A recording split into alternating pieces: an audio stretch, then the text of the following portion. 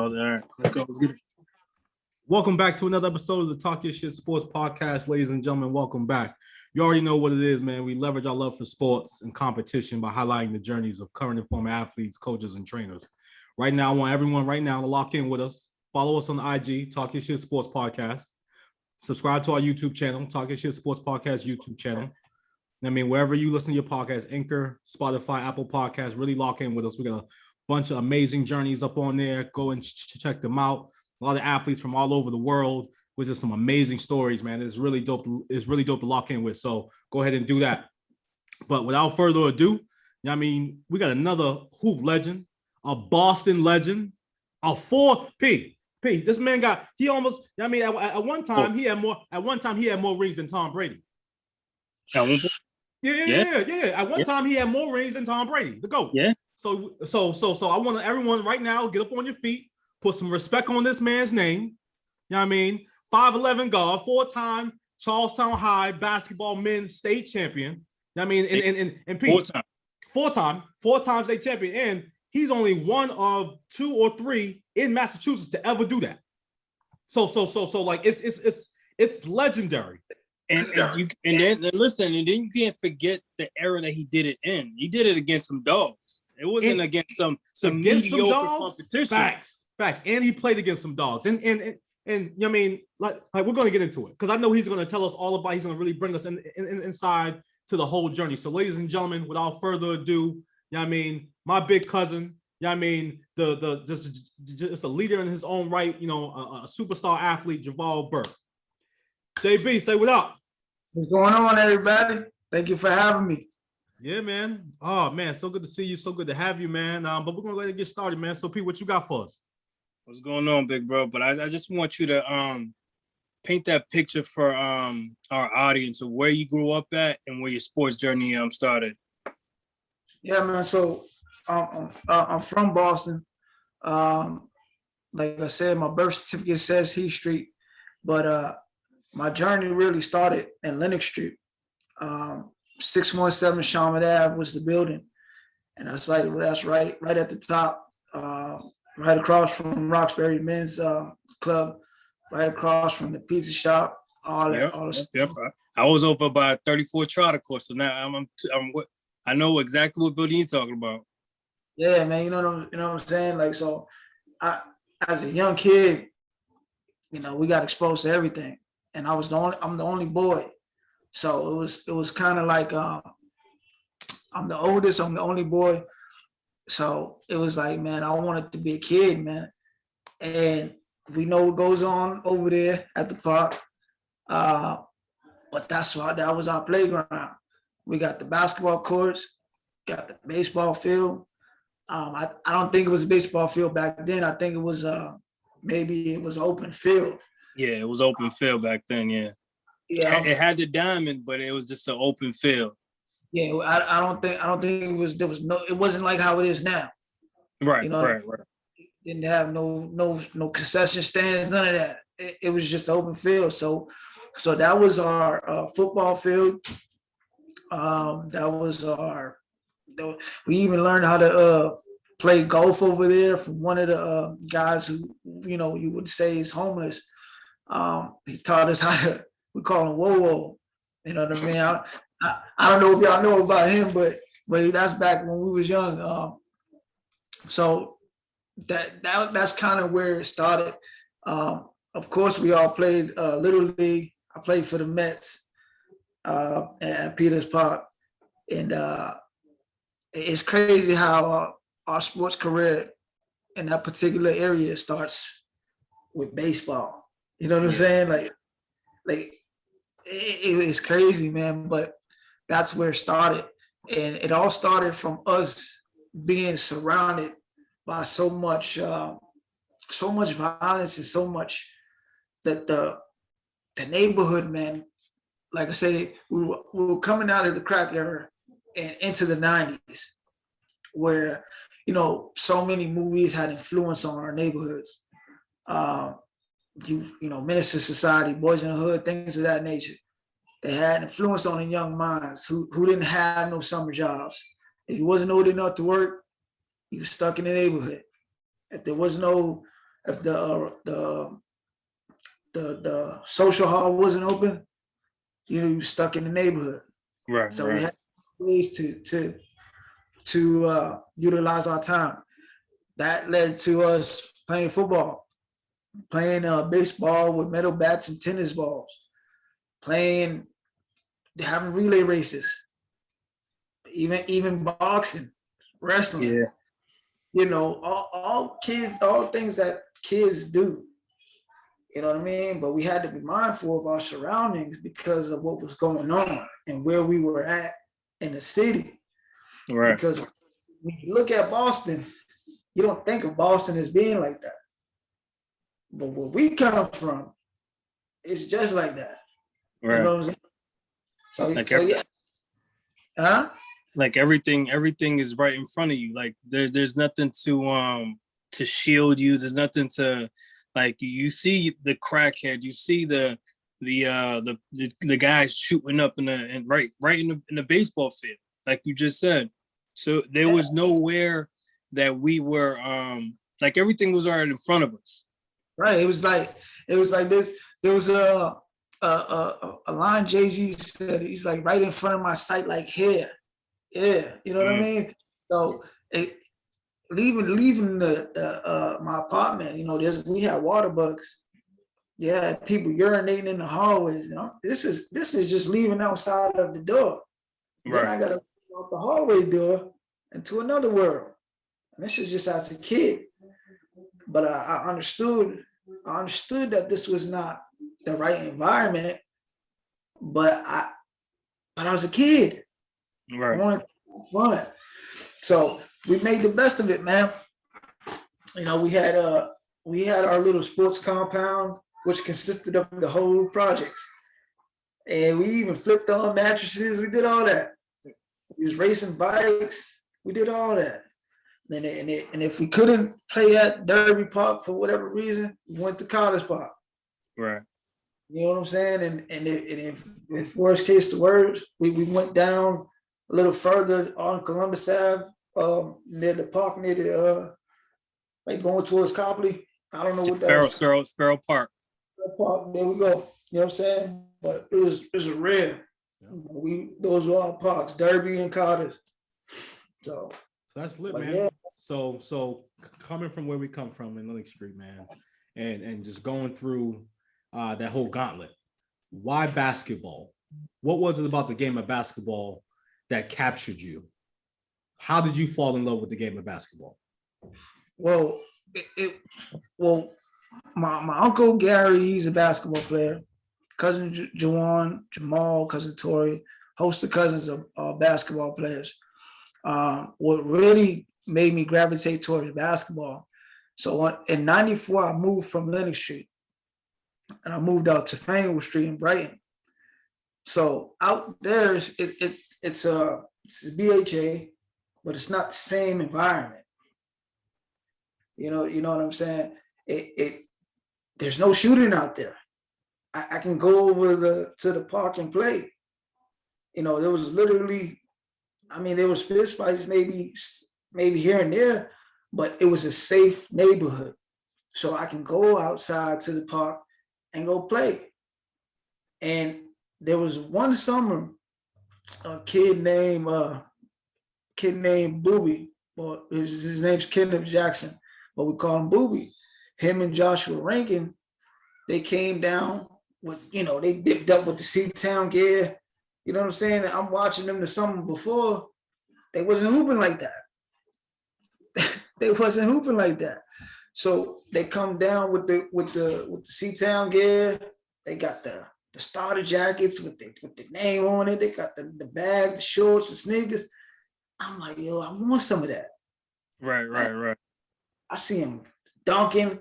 The game had elevated. I see C-Town on it. I say, yo, that's ill. I want to go there, right? Because I'm living in Brighton at the time, and I'm not going to Brighton High. You said, nah, I'm good. I'm good. No disrespect to them, you know what I'm saying? Because they have some players come out of Brighton High, but I just knew everybody there. You know what I'm saying? And then I looked at the school didn't look right for me. What I wanted to do. Plus, I didn't want to see people at school and then see them in a neighborhood. Nah, man. I want to go somewhere else.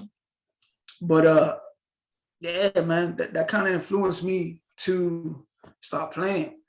And aside the fact there was really nothing out there to do as far as like you know, I'm a young kid, man. You know, we got to keep active. So we play ball. That we can do that. Right. You know, we didn't have to worry about shots ringing out. We didn't have to worry about that. Right. We had the choice to go across the street. There was no cops coming through there to lock us up for loitering or nothing. You know what I'm saying? We had that choice. So I chose to just work on my game faithfully. And I'm talking about shoveling out snow, grinding it out. Oh man, it was. I'm talking about my mom had to come get me off the court so I could eat. That type of dedication. You know what I'm saying? But it still wasn't enough. You know, but that's how determined I was. Being on that court, it allowed me to breathe. It allowed me to decompress some emotions that I didn't understand at the time, that I couldn't comprehend as a young kid. You got to understand when I moved, I had just lost my father, and then a couple of years later, I lost my cousin and my grandmother the same year. So it was a difficult transition. I was a young kid without a father, growing up in a city as the only boy, only son. You know what I mean? Right. How old were you at the time when all this was transpiring? I was 9 years old. 9 years old, and then you know, things started to go. It could have went either way. I knew if I would have stayed in Lennox Street, we probably wouldn't have been talking today. You understand what I'm saying? So my mom had the foresight to say, okay, let's get him out of here. But I still kept coming around because these were my families, these were my friends. I don't know these guys out here. They don't know me, but you know what I mean? But then I developed bonds out there too. You know what I'm saying? But what kept me from fully gravitating to the streets and going the way that so many of my peers went, I'm talking about Nate, Matt, you know, things like that. You know, these are guys, I grew up, those are my friends. Those are the guys, Matt and Nate, I'm talking about we hung together every day. You know, Demetrius, you know what I'm saying? We got some people in our crew that we hung with every day. And some of us went this way, and some people went that way. But we all made it out. And you know what I mean? We all have a testimony. But I thank my mom for having the foresight to move, because if I would have stayed there, I could have went another way. Right. So, but yeah, man, that's how I started my career in basketball, man, which was moving to Brighton, and really that was like the only thing to do. Right. Because at the time, you gotta think I was young, man. I was scared to talk to girls like that. You know what I mean? I was awkward. And it was like, all right, let's play ball. Man, they over there playing ball, and you know. That's ill. So just so the people know, we are all Charlestown High School alums. But we want to give a big shout out to I know you'll talk about this in a little while, but I want to give a big shout out to, you know, Jack O'Brien, the program that he built. The fact that you said you had a Charleston High player come to your neighborhood decked out in Charlestown gear, for that to influence your basketball career. I mean, that's just amazing. That's just amazing. Oh, yeah. No, he was from the neighborhood, man. It's just I seen his game elevate, man. That's important. His shot elevated. You know what I mean? I seen the way he was getting up. He was yamming it. Because you got to think we at the park every day. I'm telling you that my mom had to come get me to eat. Right. You know what I'm saying? You know when your mom's calling you to come home, you having so much fun. She got to call you. You ain't no. She got to come get me. Right. I'm at the park, man. And even if I wasn't playing basketball, I was observing. I was always keen on observing. Because I know that you learn more by watching and listening than you do by speaking. Right. You know what I'm saying? So how many grades was Boobie ahead of you? I think he was 2 years ahead of me. 2 years? Yeah. I think it was 2 years. So you guys actually played in Charlestown together, right? Yeah, but at that time, I wasn't even getting no burn, man. I'm gonna keep it all the way. I wasn't even getting no burn, man. And the crazy thing that you said that you not getting burned, because when I met you is when you was already in Brighton. Because I met you through my cousin Jafet. Yeah, and that was crazy because I didn't even know, because he was already out there. He stayed at the beginning. Right. He in 41. Yeah, I was right in 75. Yep. He right across the street from the basketball court. And the crazy thing, like I would go there summers and I would see you on that court just cooking. Like you was the first person I seen dribble the basketball at full speed. I'm like, what the fuck is going on? You used to be out there with Danny, Asian. He was sick with the handles too, and the other Spanish kid Louis. Like you guys used to go at it, and I'm like, yo, these guys, and you guys were 2 years older than me. I'm like, I'm just sitting there just watching. I'm like, yo, these cats is just amazing, and it's fun. Like it's hard for me to hear you say that you wasn't getting no burn, because since I met you, I thought you was like one of the nicest cats. I was like, yo, this guy's he's NBA ready. But I want you to explain to our listeners, how was it playing for Jack O'Brien, Zach, Hugh, Cassidy, and that whole Charlestown culture? Because when I got there, the shit was already lit. Because I said, you was 2 years ahead of me. When I got, he was 2 years. But when I got there, the shit was already lit. Yeah, see, I'm glad that you say that, man. Because this is a point too I want to make. I could be the nicest dude on earth, right? But everybody was nice. Yeah, that's like being a player in the NBA.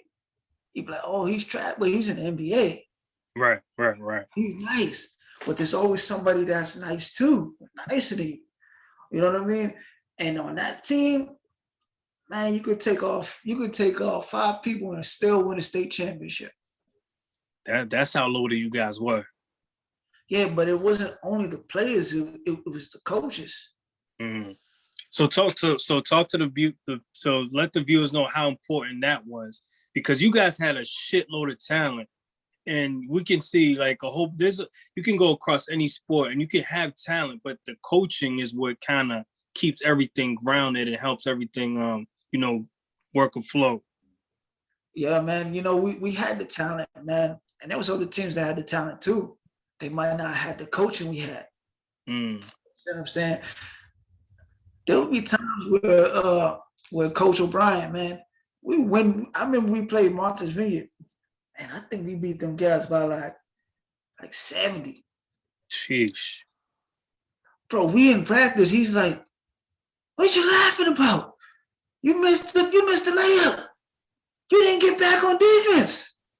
Bro, and our practice be harder than the game.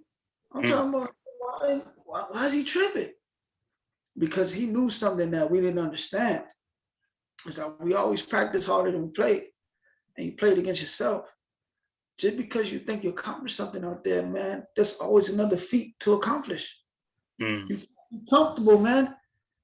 I'm talking about this man is sweating, foaming at the mouth.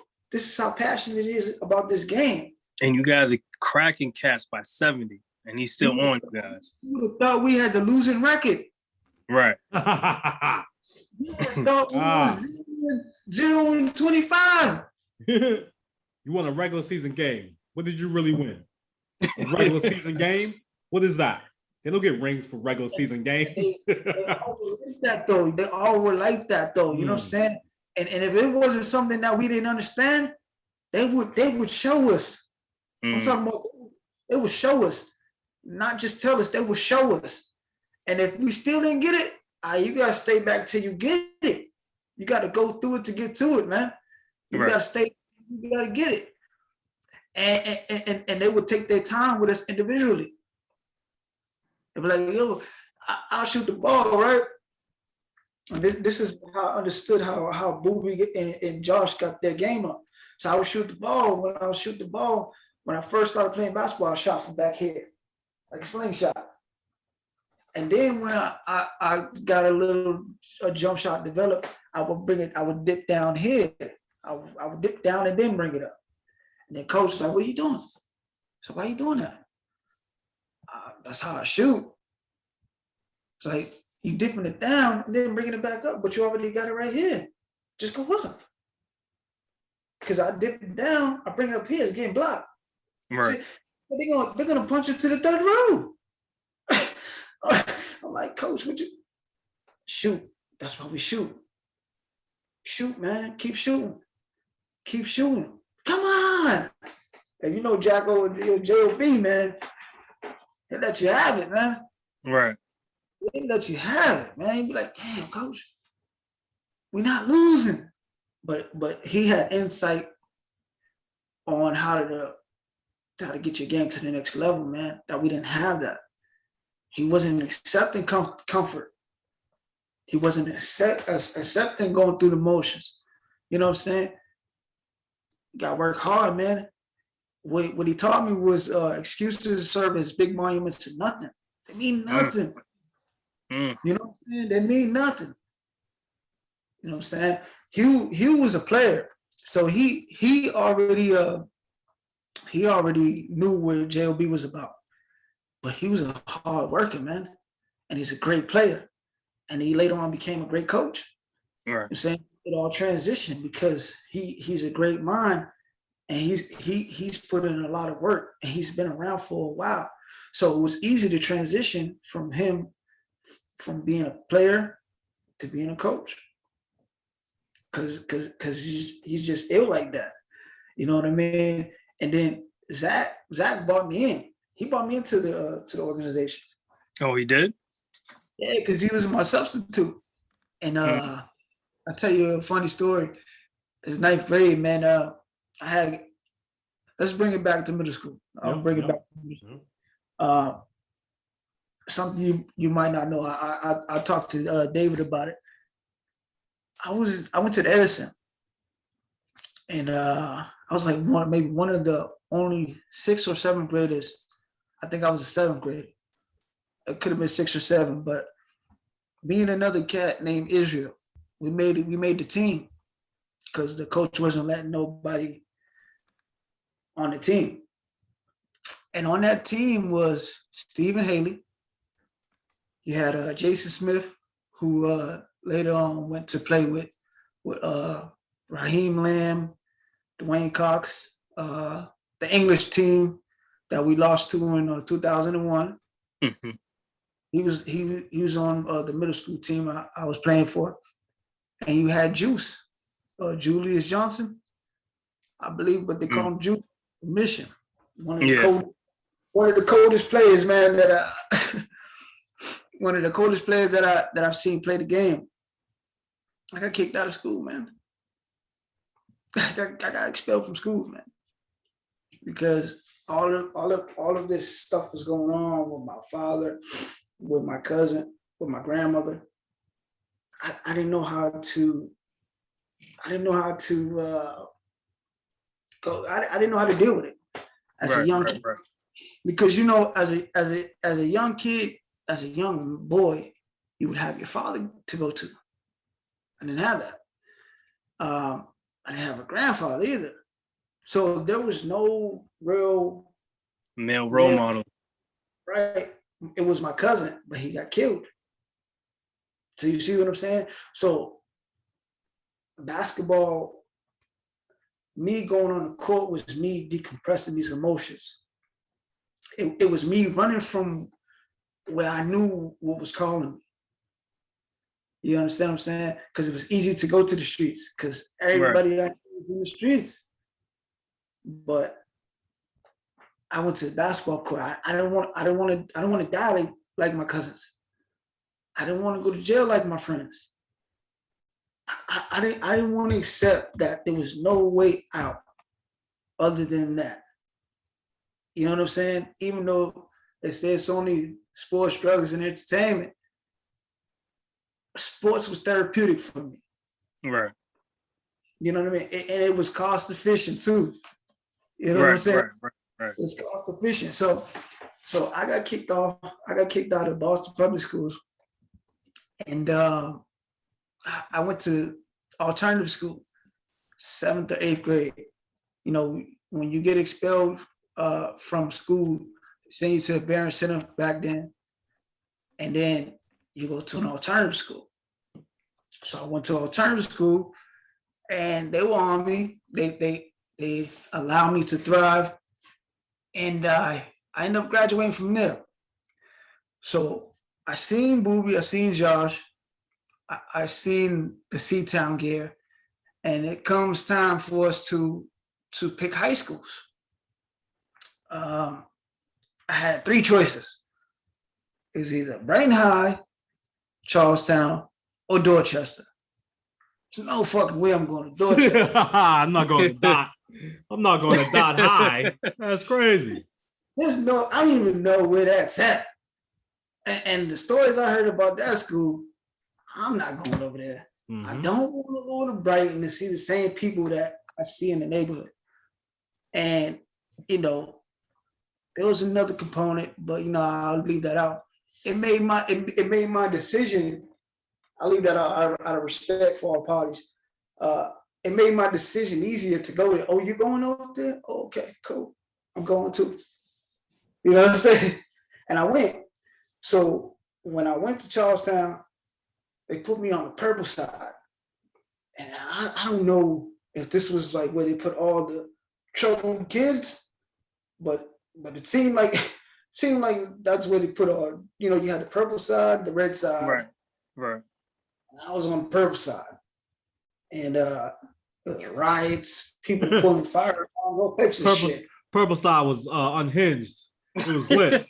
Purple side was active. Cats couldn't sit down in their chairs in the classrooms. Yeah, that's what he's talking about, people. He's talking about these guys who couldn't count to 10, you know what I mean, without somebody standing over them. You know what I mean? So it was really active like that. So that's what he's talking about.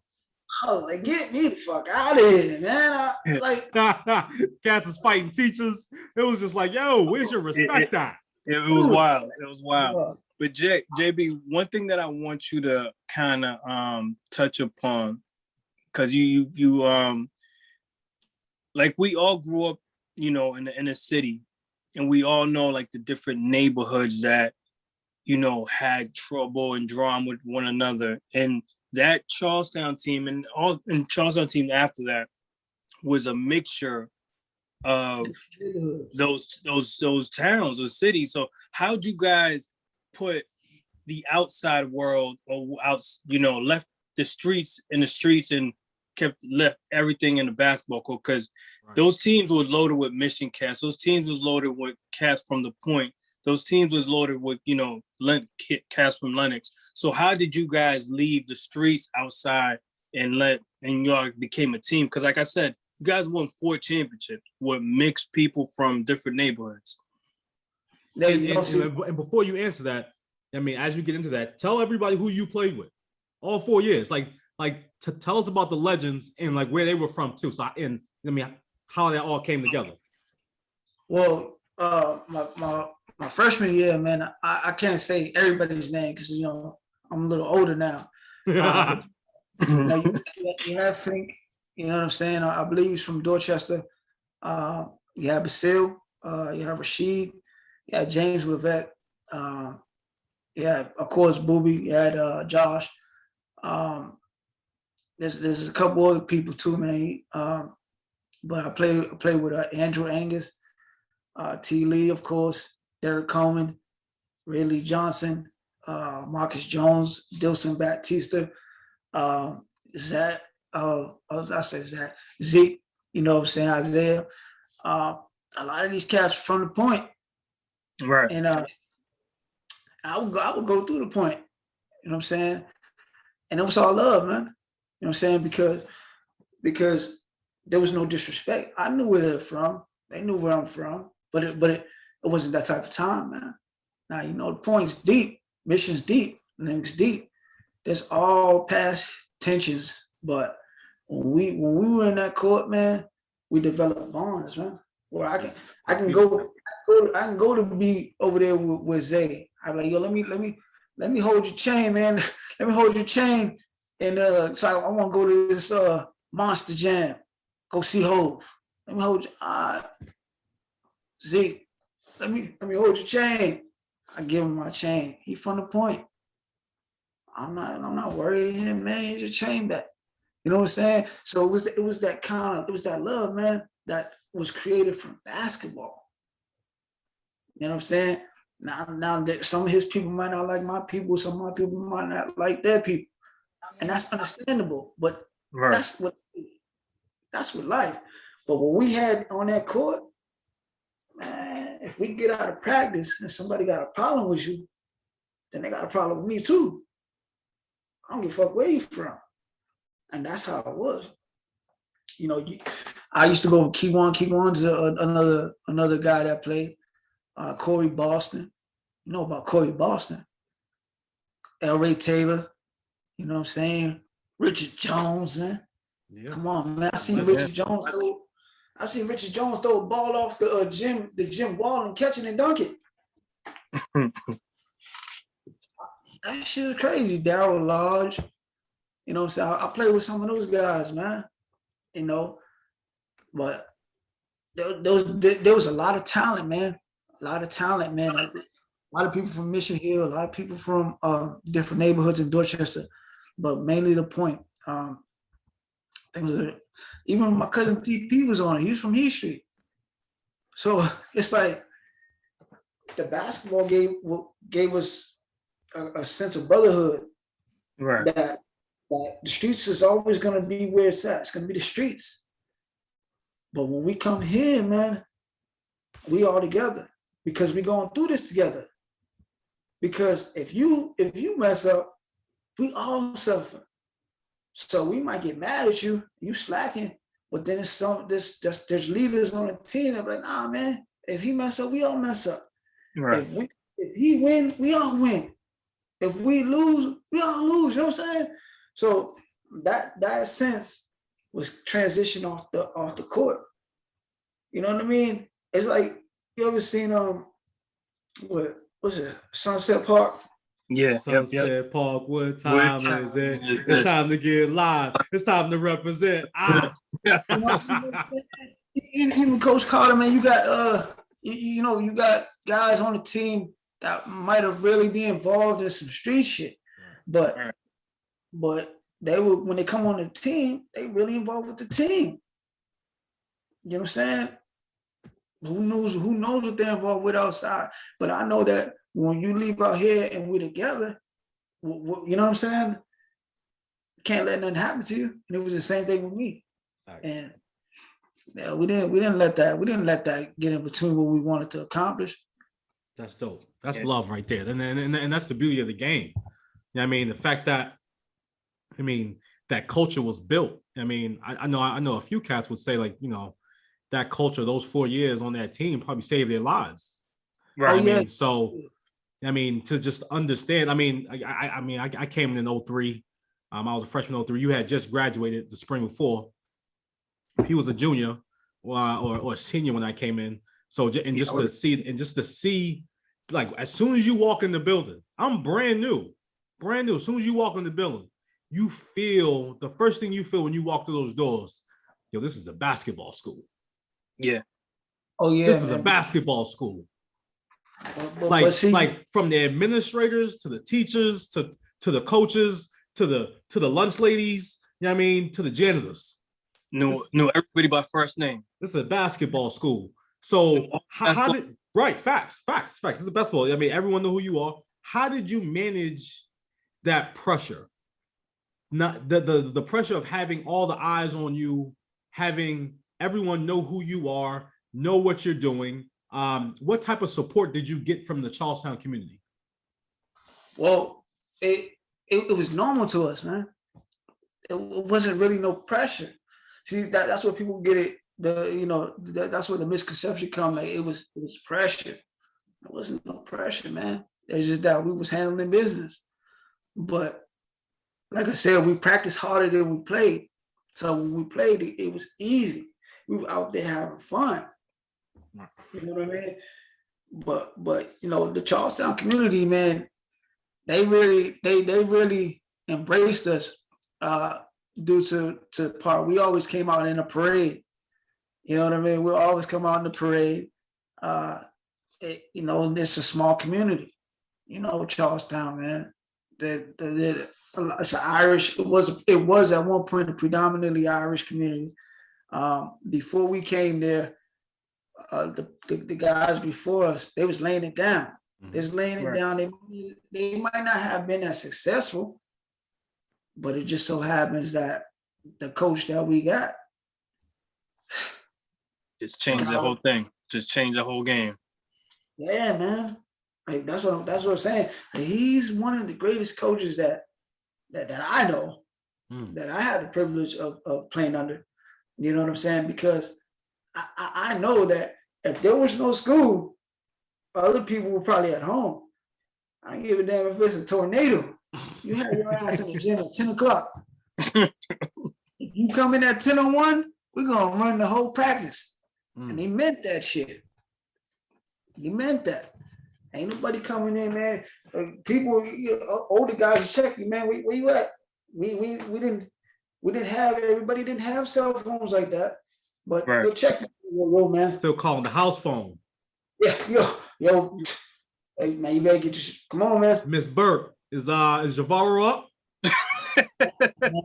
yo, can you wake him up for me, Miss Burke? Yeah, man, she still get up now at 3 o'clock in the morning, man. That's ill. So go back to where Zach brings you in. So those first 2 years, you said you didn't get no burn. So you play JV, you got to develop, you really got to grind your teeth and really, elevate your game. Come junior year, when it's your time to lead, your time to get on the court, your time to step in and fill some big shoes.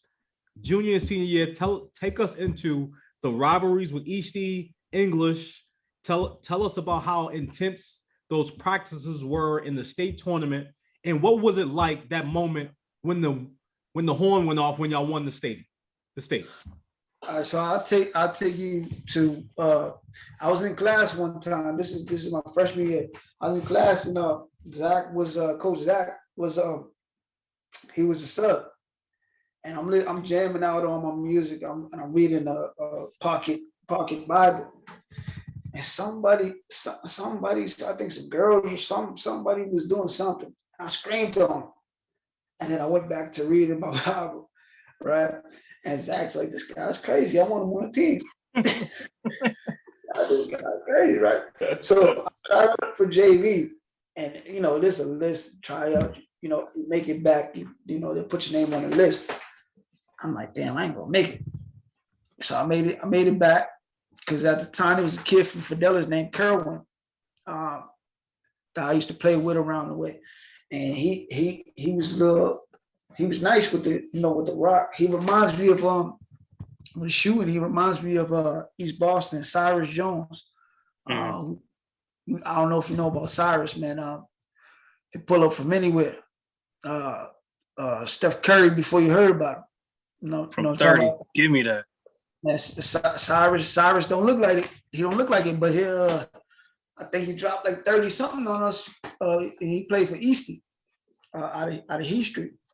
But the kid Kerwin, sorry, he was going to be on the squad. And I'm like, man, I don't think I'm going to make the squad. You know what I'm saying? But I knew I was nice, but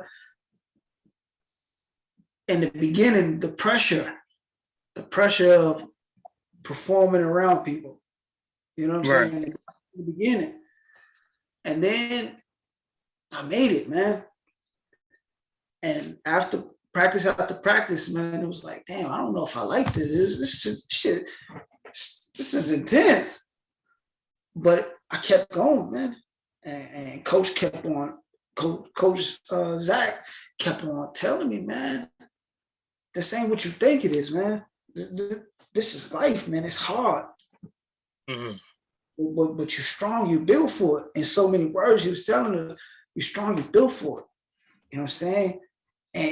And when I see him out there with us, I see him getting down, teaching us how to slide, teaching us how to do a layup, get a rebound, teaching us how to get on defense. You know what I'm saying? I see him doing that, not just telling us, but showing us. And then when we make a mistake, you know, as a kid, you kind of, if you don't got a strong mind, you kind of dwell in that mistake. No, it's all right. Just come on. Don't take no plays off. But in practice, hey, remember that? Let's work on it. Let's work on that. You know what I'm talking about? And I didn't get no burn on varsity, but I made it to varsity my freshman year because I believe it was Fink, James, a couple other players. I believe, I'm not sure, but they vouched for me. And the coaches, they got the final stage, so they moved me up. But I didn't get that much burn. I was still playing JV, but I was learning. You know what I'm saying? I'm like, I'm gonna get my way in that rotation somehow, some way. But I was just glad to be on the team. We had superstars. Yeah. And then fast forward, man, about my sophomore or junior summer. So going into my junior year, sophomore summer, junior, however you want to put it, when we started going summer league, because we was playing summer league, fall league, and when we weren't doing that, we was running track, cross country, all types of stuff. Just getting ready. Oh man, I wanted to do normal teenage stuff. You know what I'm saying? Wanted to make some money. Go to Canterbury Lake.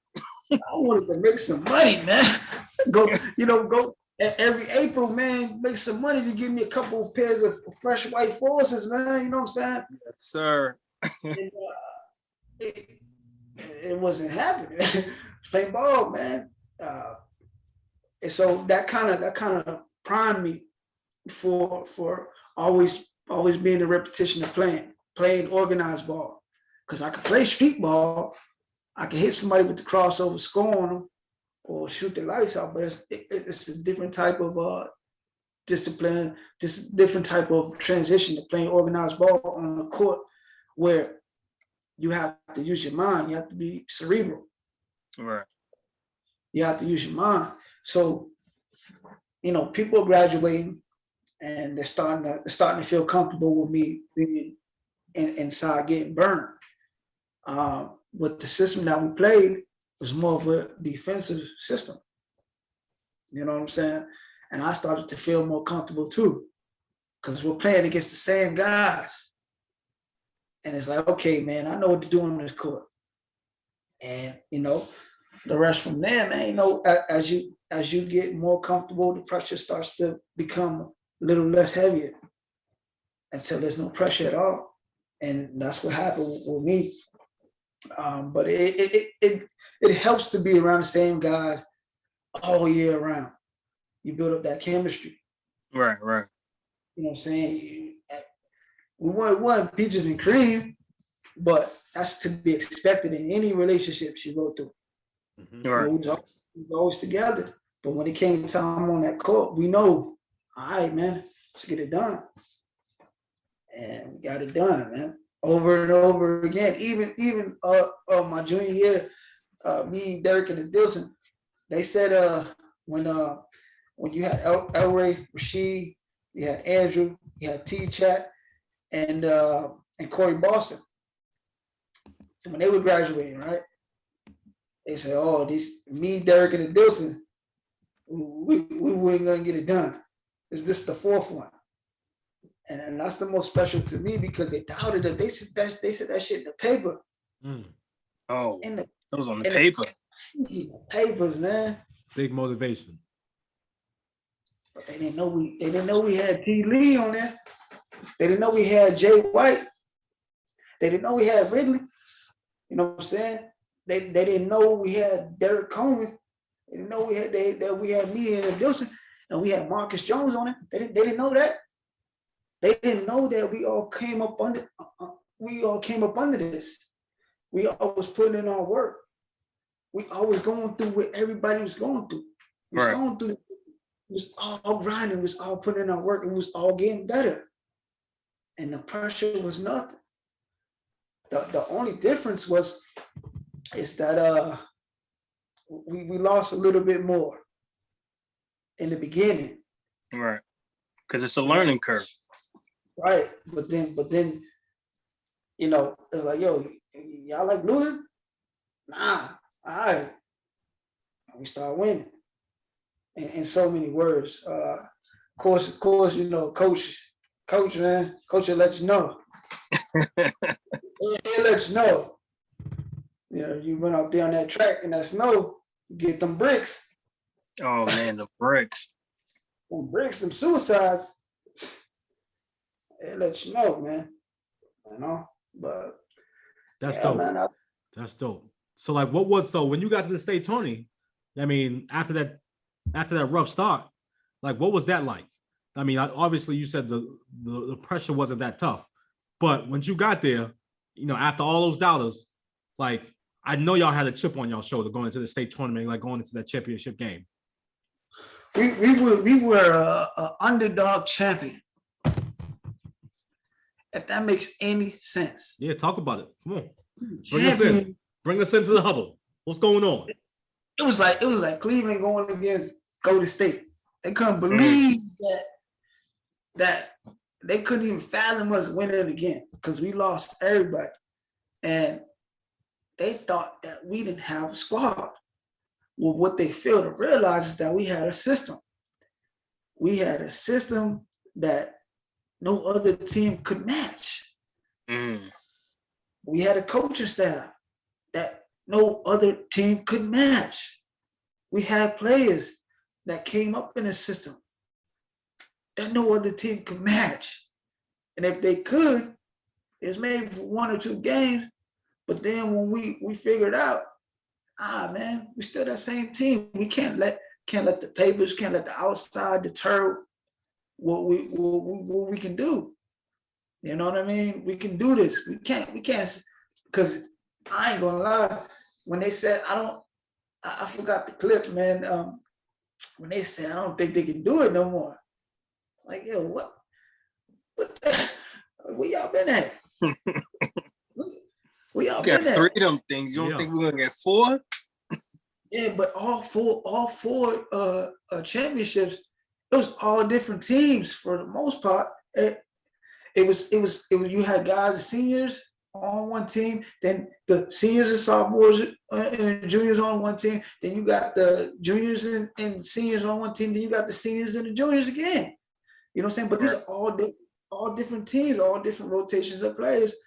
It just so happened that for us, we were, for me, Dilson and Derek, it just so happened that we were privileged to be on that team all 4 years and be winning. Right. Makes a difference. Makes a difference. Yeah, because that kind of, I know DC took that shit personally. I know I took that personally. I know T. Lee took that personally. Because I seen the game elevate. I told Dave, T. Lee was a knucklehead. You know what I'm saying? Him, my cousin T be getting into trouble and shit. And like, yo, what's up? And then come state tournament time, halftime. Hey, yo, TD, man, you got 38 points, bro. The first game in the States. This is halftime. You got 38 points. You see what I'm saying? But it was serious like that because we had something to prove that we shouldn't have to prove. Right. But we did it anyway. That's fine. But I want you to you just kind of mentioned it, and we spoke about it, how easy you can, like, growing up in these inner cities, you can easily fall into the, in the cracks of the streets and all that other stuff. You mentioned your cousin TP. I mean, a lot of people know him. I mean, TP, we was in class together, and it's crazy that I knew TP for years, and I never knew that we had the same birthday. So I want you to talk about, TP, him, on the court and off the court for people that don't know. Well, of course, on the court, man, he had that same aggression. He was unpolished, but I remember there was an article that we played South Boston. I was a junior, he was a sophomore, and we were the two top scorers of that game, and it just so happened to be in the paper. I'm like, damn, me and my little cousin, and it just so happened, man. It's when you grow up in this environment and you try to keep your foot in one direction, in and out. Mm-hmm. So the weight of either one is gonna pull you in the direction that's the heaviest, right? So you're playing tug of war with that. You're going to eventually get pulled in the direction that has the heaviest side on it, and it just so happened that that's what happened. Going to juvenile detention. Who knows how that affects you? Right. He and cousin I lost. Who knows how that affects a person? It affected me horrifically, and I'm pretty sure it did the same to him. And my other cousin Gogo too. So what we handled it different though. Different people, we handled it different. Some people can just focus on sports. I did that. Some people got a vendetta, got a chip on their shoulder, and take it out in the streets. We all try to get TP on the court because I remember we had a tournament in Springfield, and we was playing over there. And I guess we see somebody back from the neighborhood. I gotta tell them, like, come on, man, leave that shit back there. We came out here to bust ass. Right. Not in that sense, but on the court. Right. On the hoop. Yeah, man, we came out to hoop, man. If I would have knew what I knew back then, I would have told them, man, see what's up, man. Y'all might have, you know what I'm saying, spark something to get y'all hoods to, you know what I mean, sit down and let the kids grow up. You know what I'm saying? You might still be alive. You know what I mean? But he could have been a great player, man, because he was big and he was dominant. He just was not polished. He reminds me of El Ray now, but El Ray was a different animal, man. And TP was in the streets, man. That's real. So senior year comes, you're going to the tournament, you guys win it. What are you thinking about what's next? And like, how do you approach the next steps in terms of recruiting and just thinking about what you wanted your basketball journey to be like after high school? See, that for something like that I failed in that department, because I remember I was talking to you about it, and for the youngsters, man, if you're gonna choose that lane and you wanna take it to the highest of the heights, it turns into a business. It's all business. Your love for the game, yeah, that can propel you there, but it becomes business. And I wasn't thinking like that. I was using this as an avenue to save my life. For me, not going down the road that so many people I know went down. So I wasn't thinking about all that. The game. You know what I'm saying? Yeah, I was thinking about going to college until it came time to think about it. And by that time, it was too late. I had to go with whatever options I had, which was Bridgewater State, which is D3. But if I knew what I did now, I would have started planning freshman year, man. And I would have mapped it out. I would have worked it out and executed. You know what I mean? I didn't know about scholarship. I didn't know about none of that stuff. You know, like I said, I didn't even want to stay in Charlestown my freshman year because of the side I was on. Because I was like, yo, I can't believe I got kicked out of school in middle school to return back to Boston Public Schools to be on this side. And this shit is like high school high.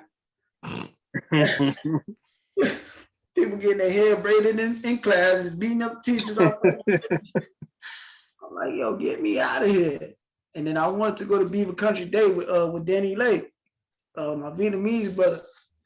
And I didn't have no money. I'm a kid from the projects, man. Right. And Newton, Chestnut Hill. But I seen that what they were learning and taught this at Boston Public Schools. They was learning some bullshit there. Over here, you was learning about things that you were going to utilize in life. Right. My only learning about life came on that court.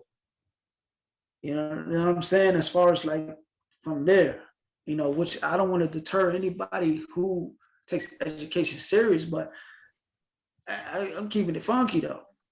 So I'm grateful for that. But I wanted to go to Beaver Country Day, and then Coach Cassidy, who at the time was living in Brighton, he kind of convinced me to stay. And it didn't hurt that we were winning. Right. You know, it's like, yo, we're gonna bring you up. I'm like, man, you bullshit me, man. I ain't gonna get no burn if I go up to varsity. Like, yo, that's like, yo, I know who's on the team. I get who am I gonna, where am I gonna play at?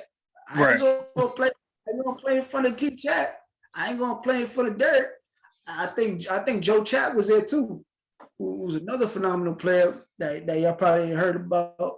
And if you have, yeah, Joe Chapman, that's T Chat's cousin. Phenomenal. He was a phenomenal guard, man. Kind of Chris Paul before I knew about Chris Paul. And I'm not playing in front of these guys. So I want to get out of here. Well, he convinced me to stay, man. And I'm glad he did. You know? Yes. So. Yeah, man. I'm glad he did, man. I remember Little Mike, man. Little Mike, it was crazy, man. Because I was like, yo, he looked familiar.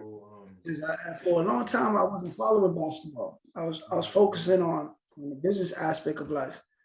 I was focusing on getting healthy, and I was focusing on other things too. You know, I went through a transitional period where, you know, I went down, and then you know what I'm saying, I went through some stuff like we all do, but then I got back on my feet and I started focusing on business. And I was like, yo, I took basketball like completely out of my radar. And I said, yo, he look familiar. Yeah, that's little Mikey. He's in the NBA. And it was a shocker because, yo, I remember he was 10 years old, bro, balling with us. Like, yo, kid, man, get the fuck out of the way of this little kid, man. You know what I'm saying? That's like we're like us hanging around your older brother, James, and be like, yo, he'd be like, yo, man, get the hell out of here, man. It's kind of like that. But he ended up taking it to the top of the top because he was serious, man. And he had Coach Zach in his corner, man. So if that doesn't tell you something, you know what I'm saying? If I didn't already explain it, that should tell you something. That's how ill Coach Zach is. And that's how ill the coaching system is that we had. They produce NBA players. Lit. You know what I'm saying? That's lit. Shout out to Coach Zach, man. Yeah. Man. So, I mean, before we transition, man, on and off, I'm saying we covered a lot on and off the court. Let the people know, man. talk your shit. Like, who'd you model your game after, and let them know like the numbers you was dropping junior and senior year, because it wasn't like it wasn't no like it was like there was no like when you stepped in the gym. I mean, that bell rang. I mean, and the tip off went. I mean, whatever way. I mean, people knew who Jervarol Burke was. I didn't know if they knew who I was, but I know. But when we step on that court, man, whoever's in there, man. Who was you locking down? Shit, man, I can't even remember, man. But I tell you like this, man. I wanted to be like AI. Okay. I wanted to be like AI, man, and it, you know, we had so many opponents, man, that were if as great as this, man. They just didn't have the coaching, man. Especially right. When we play Eastie, man. The whole city came out. And when we play Eastie, man, I'm talking about people was standing up in the gym. I'm talking about there was no room. There was no room. There was no room to sit down. We got people out in the hallway. We taking out the ball. Yeah, motherfuckers like, yo, we trying to take out the ball. They just watching the game, talking all types of shit, man. But we had some, because you know Will Blaylock was on that team too. Yeah, Will was he was on some. He was on some shit. That man was disgusting, man. I'm like, damn, this guy's going to work. But yeah, JB's being humble. But listen, any guard back from the early 2000s to 2004, right? You graduated 2004 or 3? I graduated in 03. 03. Yeah. JB was locking down your favorite point guard. I witnessed. I was there front row. Any point guard trying to come up the court, JB was on him. JB was like, Jay, you being humble. Let the people know that you was out there locking up some point guards, man. There was some guards that just went 0 for 15 dealing with you, man. You was on your Tony Allen type shit out there. You know who was locking people? That was Andrew Angus, man. Me, when I get on the court, man, I be blacking out, man. You know what I'm saying? Like it becomes second nature. You know what I'm saying? So right. It doesn't matter who the opponent is. The job is, man, they're gonna try to out rebound us, they're gonna try to outscore on us, they're gonna try to shit on us. And we can't let that happen, regardless if we at home or we go to their home. You know what I'm saying? Because 9 times out of 10, when we go to somebody else's home, that become our second home. It's just straight like that. You know what I'm saying? They became our second home. They be coming out to see us play. Right. You know what I'm saying? And that's how it is, man. You know? That was that Mayweather effect, man. They want to see you go out there, either win or lose, man. We didn't have too many over the span of my tenure at Charlestown, man. We didn't have, I could say we had less than 10 losses, man. That's crazy. Over 4 years. And I'm talking about that's 4 years, dude. Yeah, we even went down to the slam dunk to the beach. It was an invitational tournament in like Rehoboth Beach, Delaware. So I never even heard of. I didn't even know Delaware was a state. That's how small it is. No, I'm saying, man, we went down there, man. We played in that tournament, and that tournament was very, very competitive.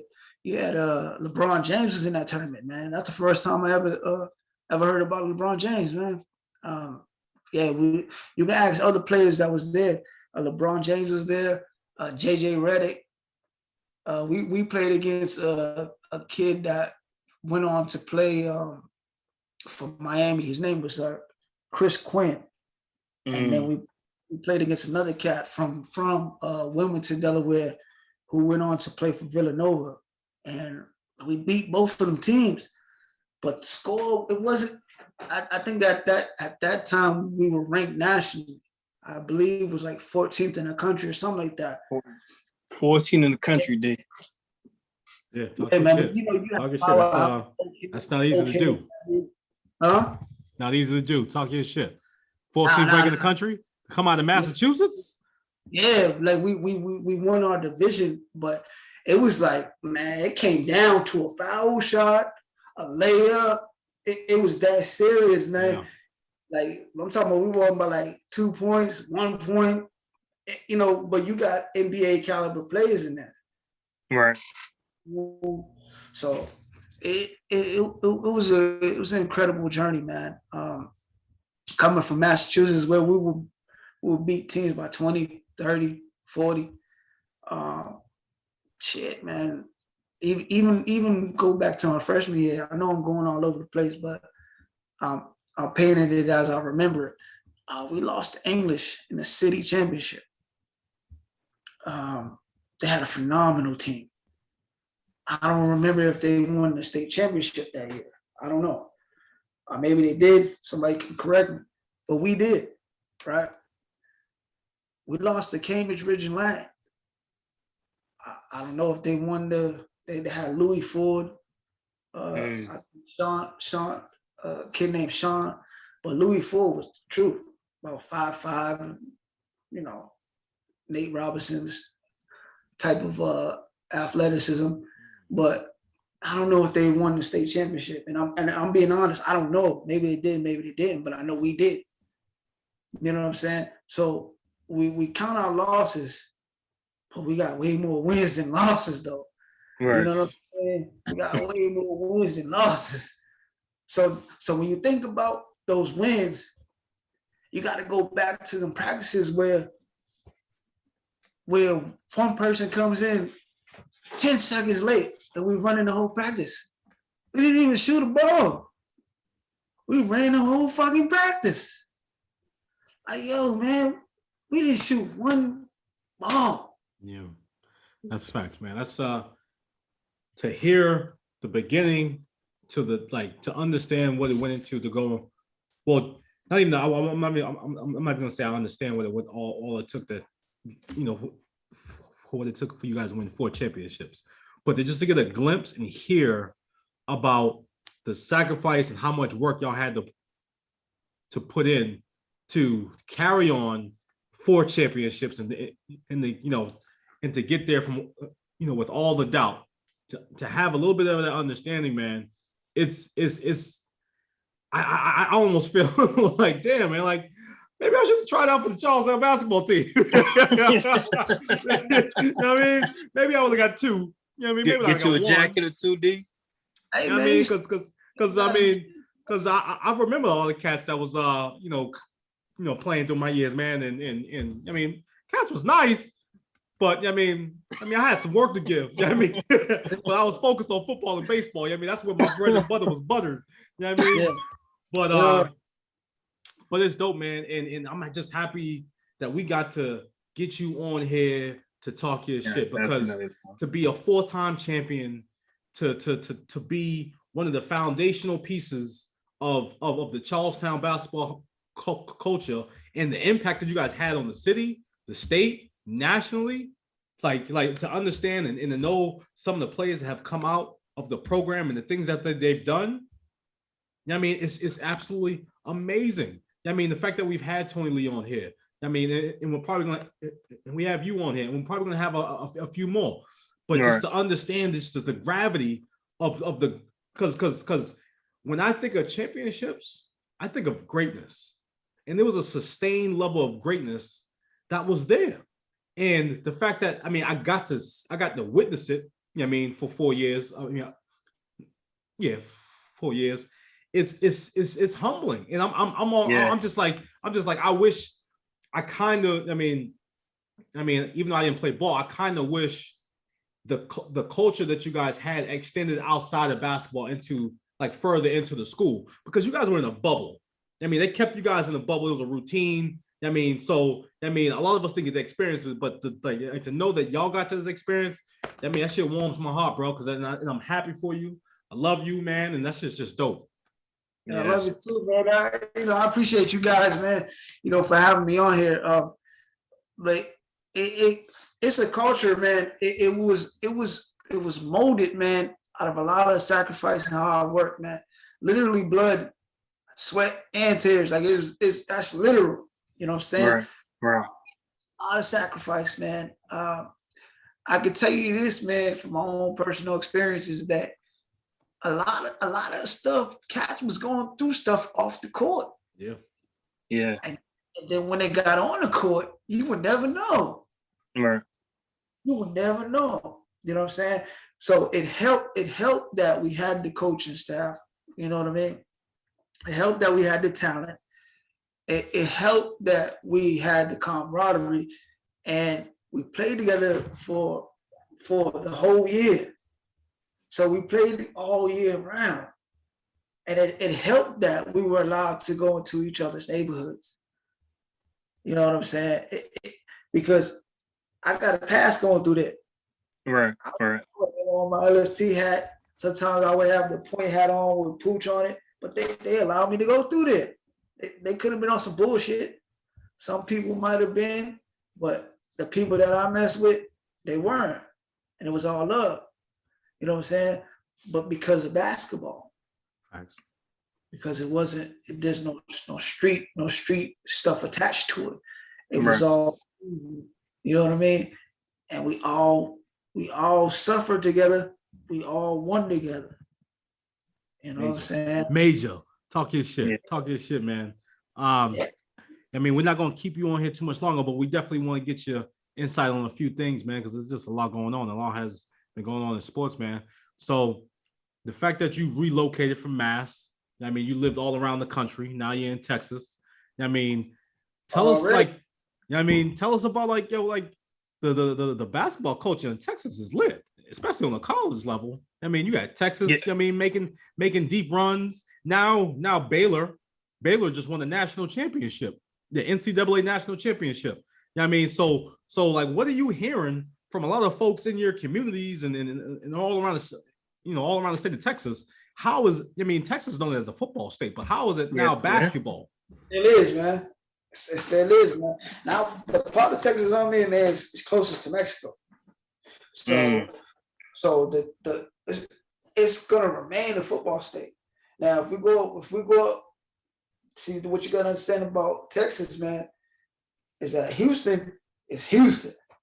Right. Houston ain't.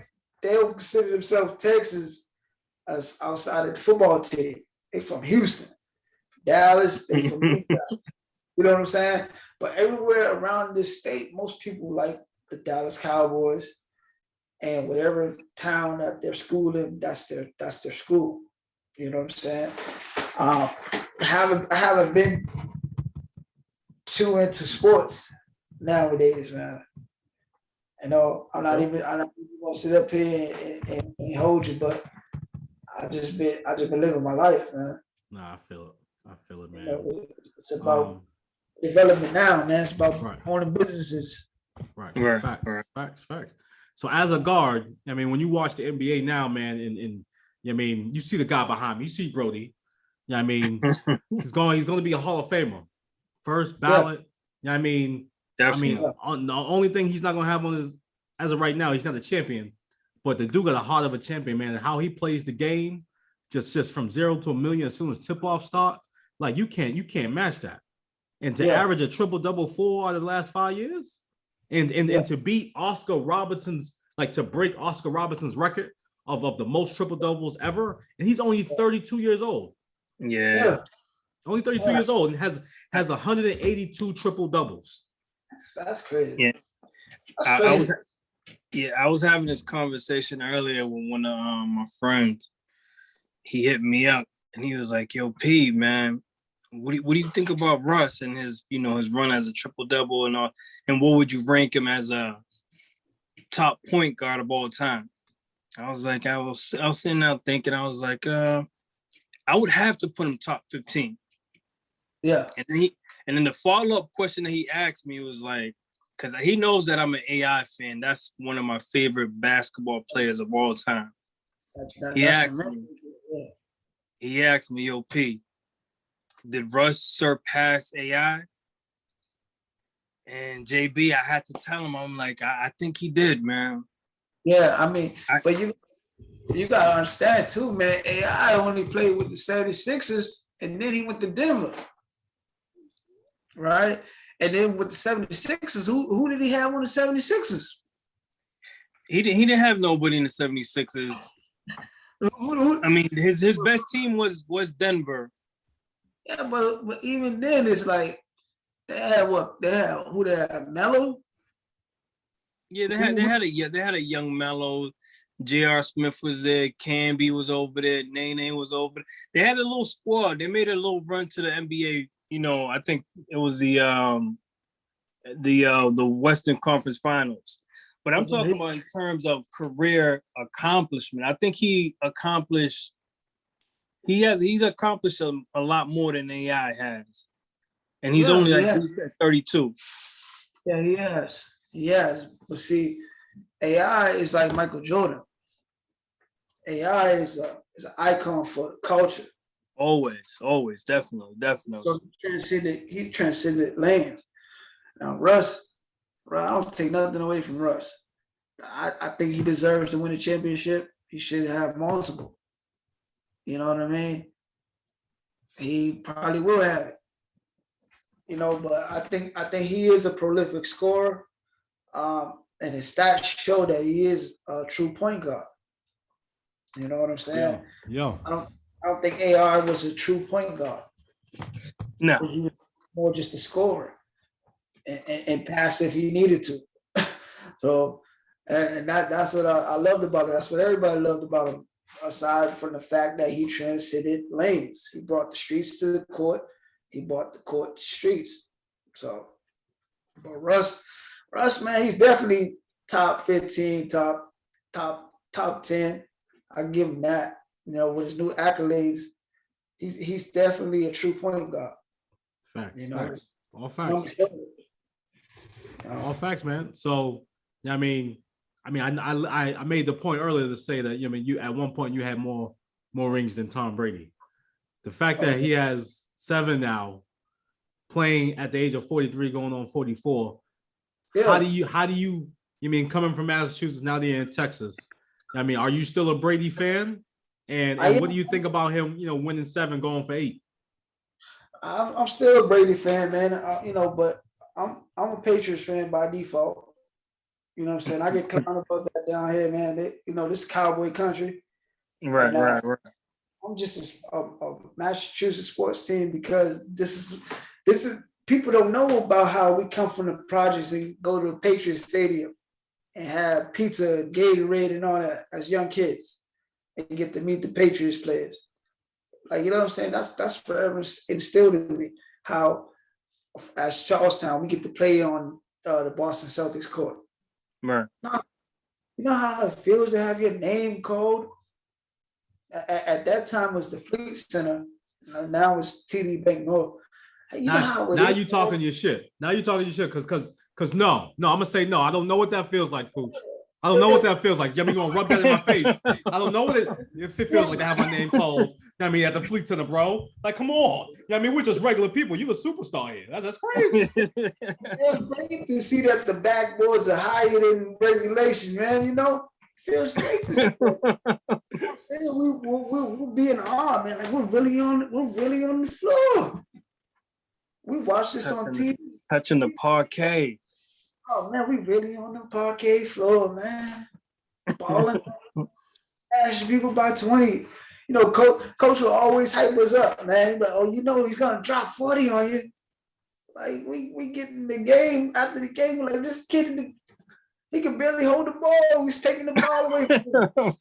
He's gonna drop 40 on us. We just blew them out by 30. You know what I'm saying? But that's the genius of Coach Brian, man. He'll see us, that's a good game. Give us our props. You see, we get too comfortable. Come practice, man. You missed the layup.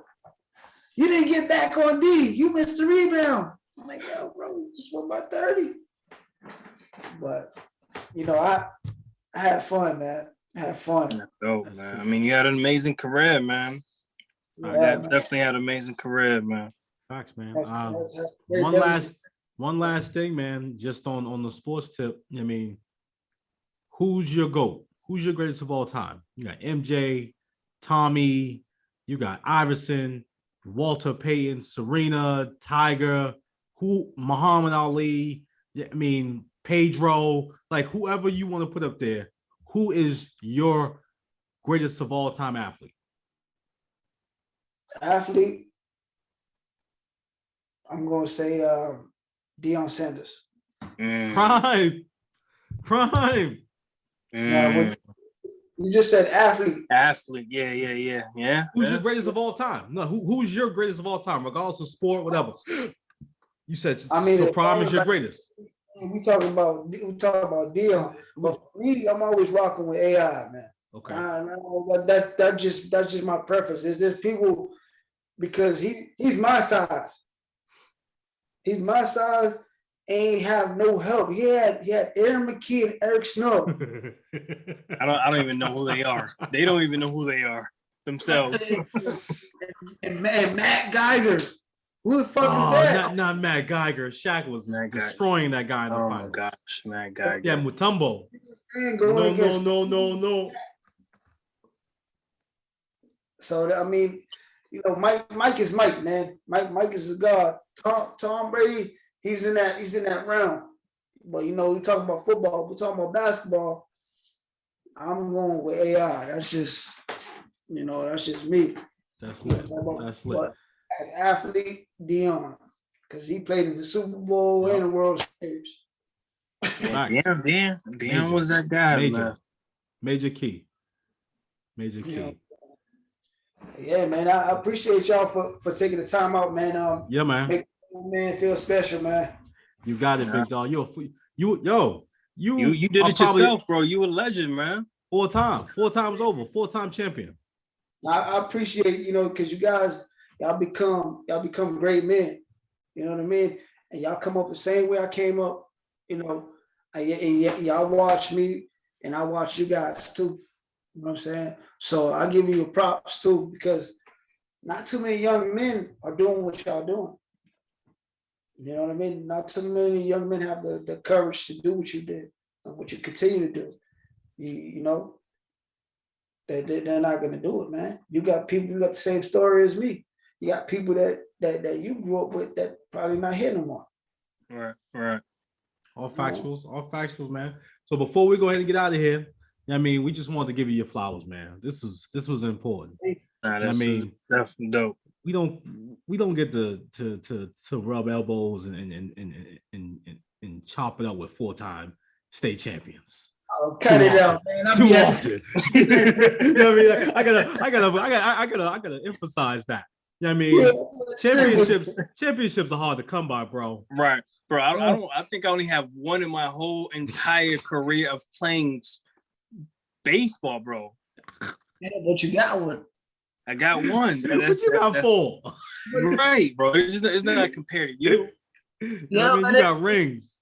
Are we counting that basketball league that we played in? Because we did win that championship. Yeah, that's all mine. That's all my Hall of Fame. So I have two. Hey, I put some sweat in that. Man, you know what I mean? However you get it, man. Wherever you get it, man. You know what I mean? Everybody's different, man. But I was just fortunate to be on a great team, like I said, with a great coaching staff, with a host of talent. Yeah. Shout out to all your teammates, man. Shout out to, you know, Charlestown High. Shout out to all the hoopers, man. Just shout out the whole squad, man. And we definitely gonna get more of the homies on, man, because those championships meant something to a lot of people. So before we get out of here, what we always want to do, man, we always ask, and we always gonna go around, man. What do you want to leave with the people? I mean, we have a ton of amazing listeners, amazing fans, amazing supporters, man. So from your sports journey to the man, the father you are now, the businessman that you are now, the leader that you are now, what is it that you want to impart on the younger athletes right now? Well, I would say if you're serious about it, man, you got to treat it and guard it with the highest respect. You gotta do it out of love and know that if you want to make it to certain places, there's business behind that. You know what I mean? Never ever compromise your discipline. Never ever let somebody tell you something's impossible. Never, ever. That sounds cliche, man. Never stop working. Never stop grinding, man. I don't care how good you think you are, man. You always got to take it up. You always got to step it up.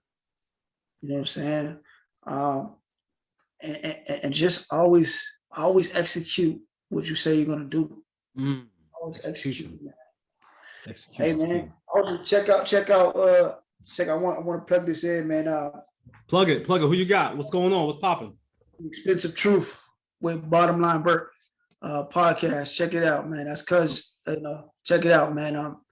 Former Atlanta Falcon, BC Hall of Fame football wide receiver, Brockton High native. You know what I'm saying? He's a Hall of Famer, so check that out. Expensive Truth, Cousin Burke, man. Hey, we are extending the invitation to the Talk Your Shit Sports Podcast, man. We want to show you some love, man. Come on here and talk your shit and share your journey. So, I mean, shout out to Cuz. It's lit. I mean, P, what you got? If you love somebody, not somebody, but if you love something, just remove fear and doubt. Like if you have a passion or a goal that you have set for yourself, you're gonna go through adversity. You're gonna go through a lot of ups and downs, and you're gonna have those times that you're gonna be fearful and have doubt. Just try to remove doubt and fear from your mindset and continue on your journey, because your journey is never gonna be a straight line. There's gonna be curves. There's gonna be storms. There's gonna be ups and downs or whatever. But just once you come across those hurdles, just continue to put your head down and, like JB said, continue to grind, man, because that's your goal, that's your passion. Facts, man. And the biggest thing I want to leave with folks, man, is to compete. Yes, sir. Always compete, no matter what it is. I mean, because I think you mentioned at the beginning of the podcast, there's a price to pay to win. There's a big, heavy price to pay to win. That pop that tag, man. You got to be able to compete, and not only that, the people you with got to be able to compete. You can't be out here with guys who can't perform, who can't compete. Right. Who's not as hungry as you? You put too much work in. Right. Yeah, we warriors on that court, man. Right. When it's time, like you said, when it's time to execute, to really put forth that discipline, you got to be able to compete at the highest level all the time, and you got to have dogs with you. There's no instance where I'll name. I mean, everyone knows MJ, Kobe, Shaq, Tim Duncan. Those are ultimate competitors. But you can't win championships with other guys who are not ultimate competitors as well. So you got to have dogs with you. So competition is key. And like you said, in the practices, like you guys were almost damn near coming to blows. Oh, yeah. I mean, but because you wanted to win, you wanted to compete in order to get on the floor. And I think I mentioned this a few episodes ago, man. There was one of the quotes was, I mean, you got to put yourself in the arena. Right. What I mean by that is, like, if you're not in the throes of the game or whatever situation that you're in, on wherever you're striving for success, whatever you're trying to accomplish, if you don't put yourself there and compete, somebody else is going to get that opportunity. Right. You know what I mean? So you got to be able to compete, man. And look at Brody's face, bro. 189 triple doubles. When everyone said you can't shoot, they can't win with you. They keep trading you all over the league. My man's competing. He's competing. Hey, you need to win a championship. He needs a championship. That's all I'm gonna say. Right. That's what I want to leave the people with. Go compete. You gotta go through it to get to it, man. Go through it to get to it. Yes, sir. Make sure you hashtag that, D, when you post it. I got it written down too. I wrote that down. I mean, little gem from from the 4-time champion. We got the gems. But yo, I appreciate it, fellas. Appreciate it, man. Hopefully you guys take this where you envision it to go. You know what I'm saying? But keep working on it, man. Keep like you said, it's competitive, man. But when I was down, there was a wise man from H-Town told me, You know, he was in the Bible, and you know, I'm not religious like that, but what he said, it resonated. He said, "You either going through a storm, coming out of one, or you're about to enter one. Either way, you built for it." Right. So that's why I say you gotta go through it to get to it. You know what I'm saying? Because you can't skip the process. Right. Right. That's exactly what you're saying. You know, can't skip it. So go through it and get to it. Yes, sir. Thank you, fellas. No doubt, no Nah, doubt. we Right now, we appreciate want you, man. everyone to follow us on Instagram at the Talk Your Shit Sports Podcast. Follow us on Facebook at the Talk Your Ish Sports Podcast. Yeah, really lock into us, man. Anchors, you can listen to us on Anchor, Spotify, Apple Podcasts. Again, Anchor, Spotify, Apple Podcasts, wherever you listen to your podcast, man. We thank all our listeners, all our supporters, all the future, all the young hoopers, man, baseball players, football players, tennis, whatever sport you're in, just really just continue to grind. Your story matters, man. So, yes, I mean, sir. And we're going to continue to lock in, man. Yo, this is major. You're a legend. We appreciate you. We salute you, man. And this is just the beginning. So, yes. So JB, man, like in a few weeks, we're going to have your cousin JR on here. And so I want you to stay tuned because it's going to get pretty lit. Get pretty lit because you already know how he is. I appreciate it. I'm interested to hear that. You know what I'm saying? Yeah, and call your cousin Rome too, man, and tell him to jump on here, man. So call your cousin, let him know what's up. Yeah, I mean, we're really highlighting all the athletes' journeys, man. So it's lit, man. But to all the people tonight, thank you guys for locking in. We really appreciate you, man, and we out. I love you guys.